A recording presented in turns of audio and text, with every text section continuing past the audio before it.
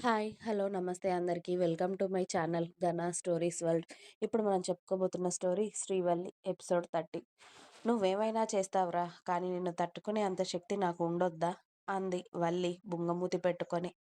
వల్లి మాటకి ధీరజ్ నవ్వుతూ, "నువ్వే తట్టుకోవాలే నన్ను. నువ్వు తప్ప నన్నెవరు తట్టుకుంటారే?" అన్నాడు. నువ్వు మరీ నాకు ఫీవర్ వచ్చేలా అతుక్కుపోతే ఇంకేం తట్టుకోవాలి గాని బయటికి వెళ్దాం ధీరా అని అడిగింది వల్లి గారంగా. ఇప్పుడా? ఎందుకే? అన్నాడు ధీరజ్. ఎందుకా? ప్రసన్న షాపింగ్కి వెళ్దామంది. వాళ్ళ కాలేజ్లో ఏదో ఫంక్షన్ ఉంది అంట. వెళ్దాం పదరా మనం కూడా. బయటికి వెళ్ళి చాలా రోజులు అవుతుంది కదా అంది వల్లి.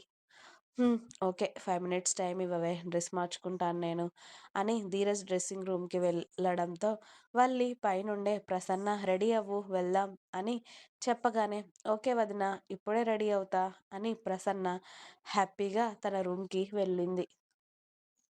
వీళ్ళందరినీ చూసి ఇప్పుడు వీళ్ళంతా ఎక్కడికి వెళ్తున్నారు అని అనుకుంది ఇంద్రాణి. ధీరజ్ డెనిమ్ షర్ట్ వేసుకొని dark blue colour jeans, hair set చేసుకుంటూ డ్రెస్సింగ్ రూమ్ నుండి వస్తూ ఉంటే వల్లి తన నోరు కళ్ళు వదిలేసి మరీ ధీరజ్ని చూస్తూ ఉంటుంది కనురెప్ప కొట్టకుండా. ధీరజ్ వల్లి ముందుకు వచ్చి చూసేసరికి ఆమె అతడిని చూస్తూ ఉంటే భార్య చూపులకి చిన్నగా సిగ్గుపడి ఏంటే తినేస్తావా అన్నాడు ఆమె నోరు మూసేసి. వల్లి అదే ఎక్స్ప్రెషన్స్తో ఏంట్రా ఇంత క్యూట్గా ఉన్నావు అంది. నీ ఎంకమ్మ, పద డ్రెస్ చేంజ్ చేసుకుంటావా ఇలానే వెళ్దామా అని అడిగాడు ధీరజ్. ధీరజ్ని చూస్తే ఫుల్ హ్యాండ్సమ్గా పిచ్చ హాట్గా కనిపించడంతో తన వైపు చూసుకుంది వల్లి ఓసారి. తను ప్లాజో డ్రెస్ వేసుకొని ఫుల్లుగా చున్నీ కప్పుకొని జడ అల్లుకొని అందులో కొన్ని పూలు, నుదుటిన బొట్టు కుంకుమ, చేతి నిండా గాజులు వేసుకొని ఫుల్గా క్లాస్గా కనిపించడంతో నువ్వింత హ్యాండ్సమ్గా రెడీ అయితే నేనెందుకు ఇలా వస్తారా, నీ పక్కన నేను కూడా చక్కగా రెడీ అయి వస్తాను కానీ 10 మినిట్స్ వెయిట్ చేయి అని స్టైల్గా తన దుప్పట్టా తీసి బెడ్ మీద విసిరేసి తనకు కావాల్సిన డ్రెస్ తీసుకొని డ్రెస్సింగ్ రూమ్లోకి వెళ్ళింది వల్లి. వల్లి అలా వెళ్తూ ఉంటే ధీరజ్ స్మైల్తో చూస్తూ మిర్రర్ ముందుకు వెళ్ళి అతడి హెయిర్ సెట్ చేసుకొని డియర్ స్ప్రే చేసుకొని వాష్ పెట్టుకుంటూ ఏమైందే 10 మినిట్స్ అని 20 మినిట్స్ చేస్తున్నావు అని అరిచాడు. రేయ్, నువ్వింత అందంగా రెడీ అయినప్పుడు నేనెంతసేపు అని అరిచానా? నువ్వు కూడా ఇప్పుడు ఆగు అని డ్రెస్సింగ్ రూమ్లో నుండే అరిచింది వల్లి.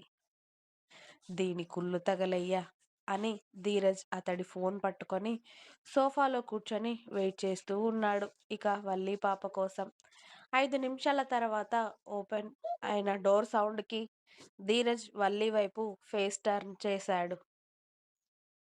వల్లి పాప ఇంతకు ముందు అవతారం అంతా తీసేసి బ్లూ జీన్స్, దాని మీదకి green colour shirt type tunic top వేసుకొని తన హెయిర్ లీవ్ చేసుకొని వచ్చి కళ్ళు ఎగరేసింది ధీరజ్ని చూస్తూ. ధీరజ్ సోఫా మీద హ్యాండ్ పెట్టుకొని సైడ్ నుండి వల్లీనే చూస్తూ ఉన్నాడు.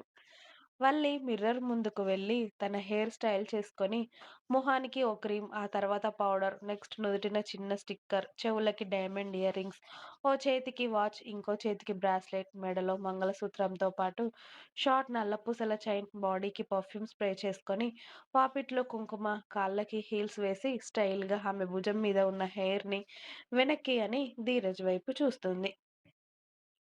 వల్లిని చూసి ధీరజ్ ఆమె దగ్గరికి వచ్చి వల్లి వెనకాల నిలబడి మిర్రర్లో చూపిస్తూ ఉంటే వల్లి కింది పెదవులు ముందు పెట్టుకొని అయినా నాకన్నా నువ్వే చాలా అందంగా ఉన్నావురా అంది ఏడుపు మొహం పెట్టుకొని. దొంగ మొహందాన, నేను అందంగా ఉండడం కూడా తప్పేనా ఏంటే? నా మీద పడి ఏడుస్తున్నావు? అయినా నా పెళ్ళాం కన్నా అందగత్తెలు ఎవరున్నారు చెప్పు? నువ్వెలా ఉన్నా కూడా చాలా అందంగా ఉంటావు, అర్థమైందా? ఇక చాలు పద అని వల్లిని కిందికి తీసుకువెళ్ళాడు ధీరజ్. వల్లి వస్తూ ఉంటే బామ్మ మనవరాలు కళ్ళు మండిపోతూ ఉన్నాయి వల్లిని అలా మోడ్రన్గా చూసి. వాళ్ళందరూ కలిసి కట్టగట్టుకొని ఎటు వెళ్తున్నారే, నువ్వు కూడా వాళ్ళతో వెళ్ళు అని మనవరాల్ని అంది ఇంద్రాణి. వాళ్ళు నన్ను తీసుకువెళ్ళాలి కదా నానమ్మ అంది మన్విత. నేను చెప్తానులేవే ఆగు అని మనవరాలికి చెప్పింది ఇంద్రాణి.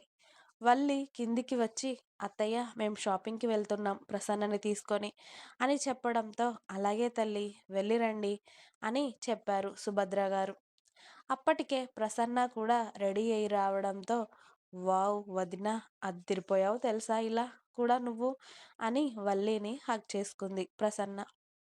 విరాజ్ కూడా అప్పుడే ఫ్రెష్ అయ్యి, "అదేంటి మీరందరూ వెళ్తున్నారు నన్ను వదిలేసి, నేనొద్దా" అని అడగడంతో, "నువ్వు కూడా రా విరాజ్" అని వీళ్ళు నలుగురు సిద్ధమయ్యారు ఇక షాపింగ్‌కి వెళ్ళడానికి.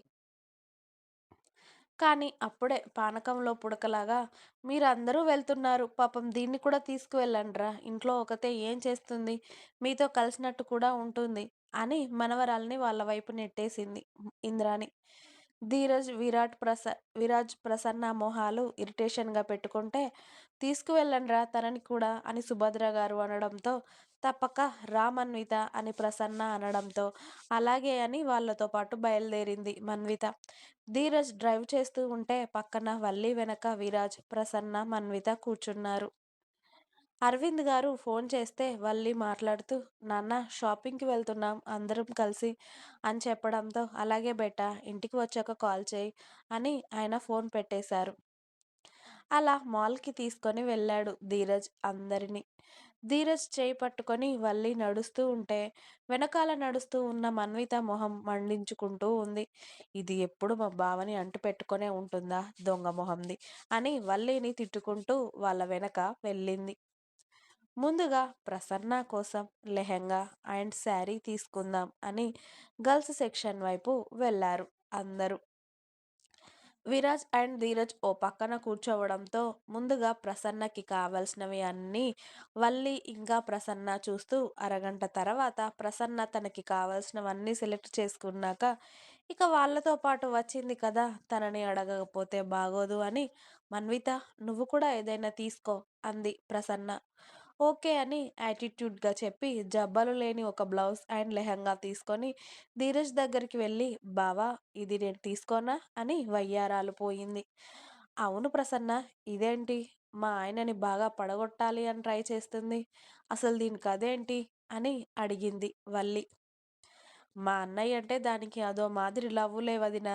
దీన్ని చేసుకోలేదు అని ఇప్పుడు నువ్వంటే కాస్త కుళ్ళు దానికి. అందుకే నీతో మాట్లాడడం లేదు. మా అమ్మమ్మ ఇంకా ఇది. నీ మీద కోపం అన్నమాట వీళ్ళిద్దరికీ. మా అమ్మమ్మకి దీన్ని మా అన్నయ్యకి పెళ్లి చేస్తే ఇది మంచిగా ఉన్న ఇంట్లో పడుతుంది కదా! కాలు కింద పెట్టకుండా మనవరాలు హ్యాపీగా ఉంటుందని ఆవిడ సంబరం. కానీ మా అన్నయ్యకు, మాకు అదంటే నచ్చదు. పెద్ద యాటిట్యూడ్ పీస్. చాలా ఓవర్ చేస్తుంది. అందుకే మేం దాన్ని దగ్గరికి రానివ్వము" అని చెప్పింది ప్రసన్న. అదే చాలా తేడా పీస్‌లానే కనిపిస్తుంది. అసలు నేను మాట్లాడినా కూడా నాతో మాట మాట్లాడడం లేదు. అదే మీ అన్నయ్య మాట్లాడకున్నా పోయి మరి మీద పడి మాట్లాడుతుంది. ఇప్పుడు ఇంకా చాలా ఎక్కువ చేస్తుంది. ఇది నా చేతికి దొరకాలి. దీన్ని మామూలుగా వదిలిపెట్టను నేను అంది వల్లి. మేము కూడా దీని సంగతి చెప్పాలి అని చాలా సార్లే ట్రై చేశాను. కానీ అమ్మ బాధపడుతుంది అని ఊరుకున్నాం వదినా. లేకపోతే దీన్నెప్పుడో ఇంట్లో నుండి వెళ్ళగొట్టేవాళ్ళమే అంది ప్రసన్న. నా జోలికి, నా మొగుడు జోలికి రానంత వరకు నేను కూడా సైలెంట్‌గానే ఉంటాను ప్రసన్న. కానీ నా కోపం హద్దులు దాటితే మాత్రం దాని సంగతి, దాని బామ్మ సంగతి చెప్తాను అని అక్కడ జరిగే సీన్‌ని చూస్తూ ఉంది వల్లి పాప. ఇంకా ఉంది. మీకు నా స్టోరీస్ నచ్చినట్టయితే ప్లీజ్ లైక్ చేయండి, షేర్ చేయండి. అలాగే ఛానల్‌ని తప్పకుండా కొత్త వాళ్ళందరూ సబ్స్క్రైబ్ చేసేయండి. Please subscribe my channel 'Gana stories world'. Thanks for watching my video. By by. Please like, share and subscribe.